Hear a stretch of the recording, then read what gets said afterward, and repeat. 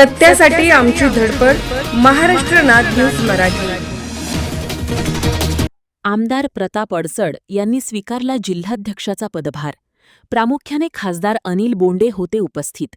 संपूर्ण अमरावती जिल्ह्यातील पदाधिकारी या कार्यक्रमाला सहभागी.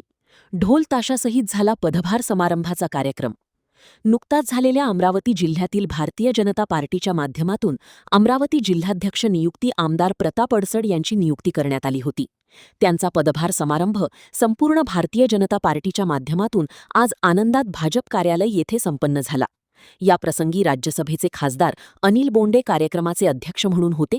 त्याचप्रमाणे संपूर्ण विधायक याप्रसंगी उपस्थित होते व पदभार स्वीकारल्यानंतर प्रताप अडसड यांनी बोलताना, माझ्यावर जिम्मेदारी अमरावती जिल्ह्याची दिलीये, त्याला येणाऱ्या स्थानिक स्वराज्य संस्थेच्या निवडणुकीमध्ये पक्षाला भरभरून यश देण्याचा प्रयत्न करेन व अमरावती जिल्ह्यात पक्षाला संघटित करण्यासाठी संपूर्ण प्रयत्न करण्याचा प्रयत्न करेन व तसेच याप्रसंगी संपूर्ण अमरावती जिल्ह्यातील कार्यकर्ते व पदाधिकारी याप्रसंगी उपस्थित होते. माझ्याकडे आपल्या सगळ्यांच्या आशीर्वादाची जबाबदारी आली.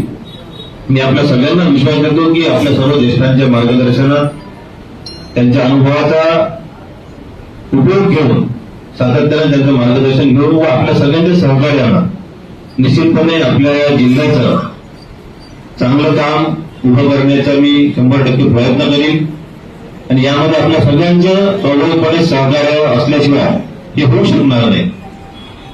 कारण खाली जोपर्यंत बूथ पासून काम होत नाही तोपर्यंत संघटना उभी राहत नाही आणि यामध्ये प्रत्येकाची सेवा असते.